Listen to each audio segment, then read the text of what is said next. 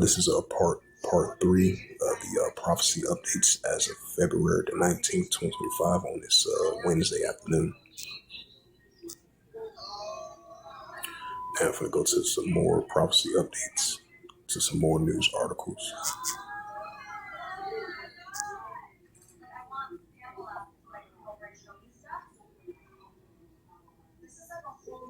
It says Trump ran Zelensky dictator without elections. It says the battle Matthew Trump will backfire on Zelensky. Vincent. It says Trump screamed towards West European leaders. Putin says, "You should have never started this war." Trump to Zelensky. Oh yeah, that's Saint Mark, third chapter. This is the book of Saint Mark, chapter 3, verse 24. It says, "If a kingdom be divided against itself, the kingdom cannot stand." Right, Edomite nations against one another, but pointing the fingers at one another. Just like Donald Trump blamed President Zelensky, which is a Edomite. They got the President Edomite of the United States accusing the Edomite over there in Ukraine because of the Russia-Ukraine situation. This is St. Mark chapter 3, verse 24.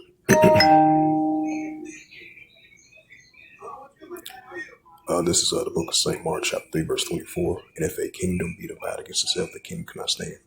Right, so modern day kingdoms being divided against itself, which cannot stand.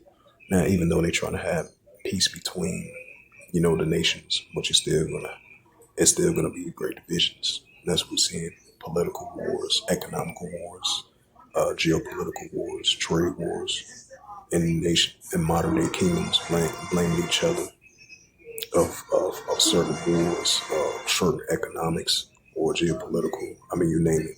That's what's taking place in these modern day times. This is St. Mark chapter 3, verse 25.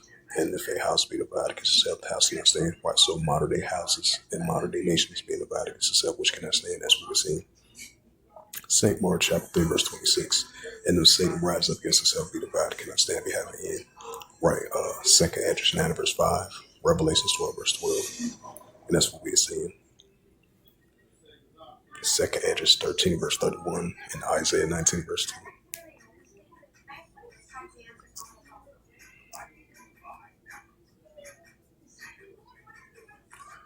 Putin confirms Russia is ready to resume Ukraine talks.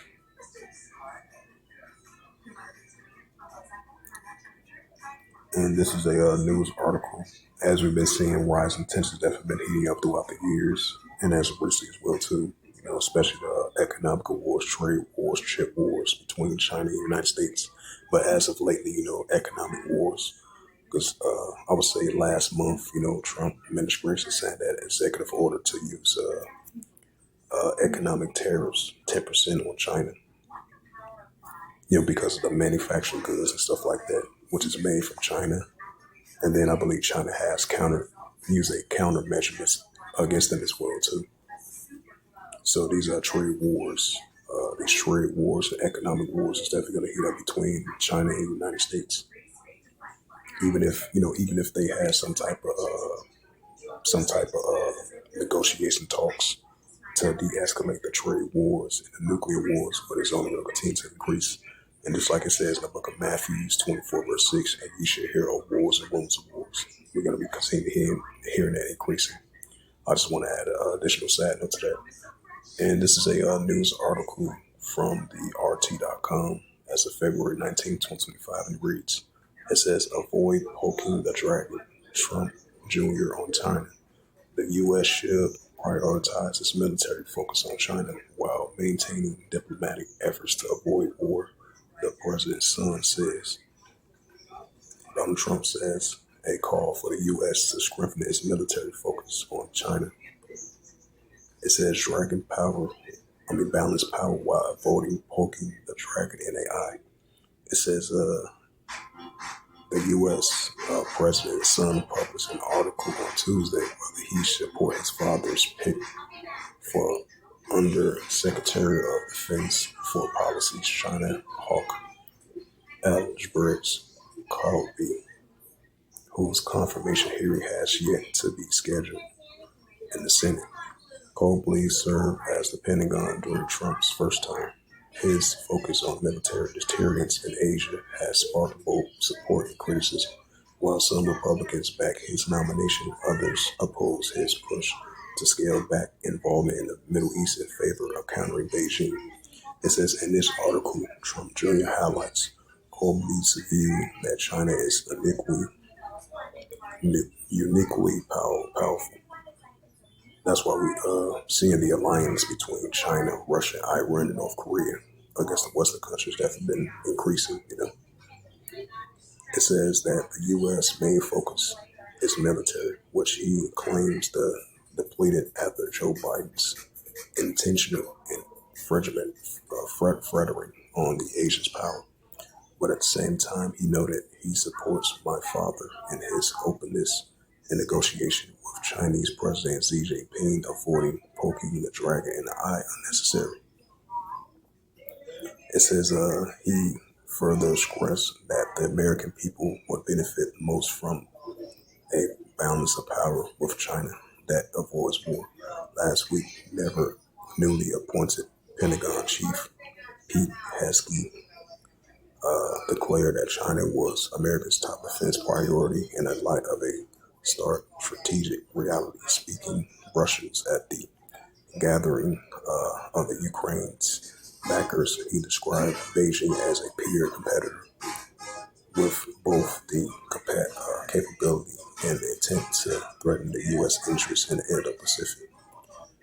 It says rivalry between Washington and Beijing has been intensifying throughout the years and as of recently, from the Biden administration all the way to the Trump administration twice.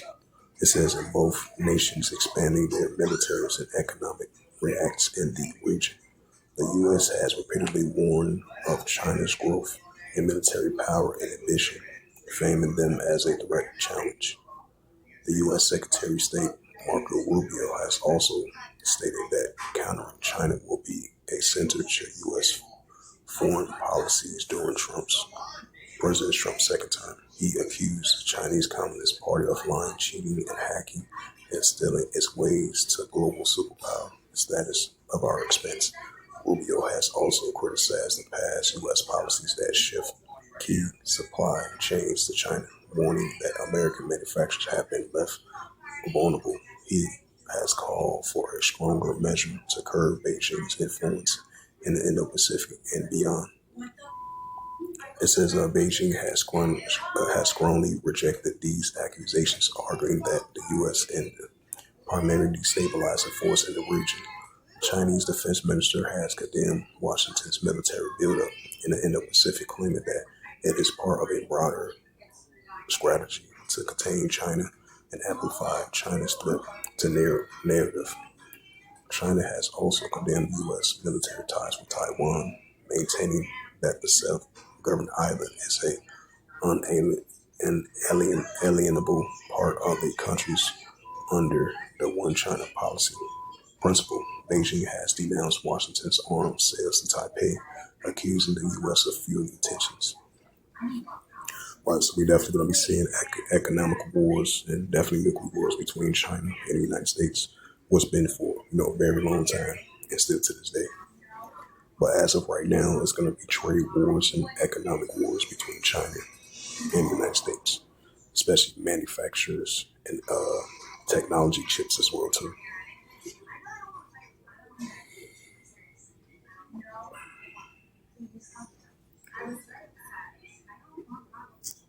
So let's go to the Arab news.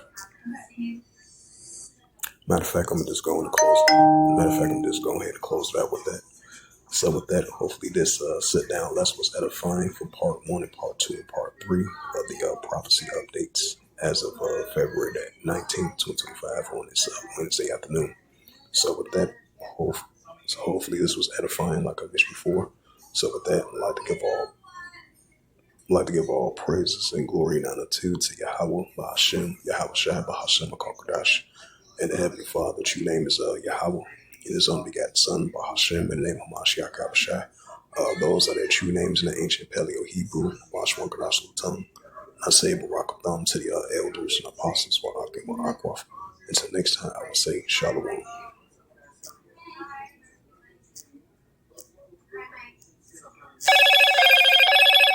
Hello, Moto.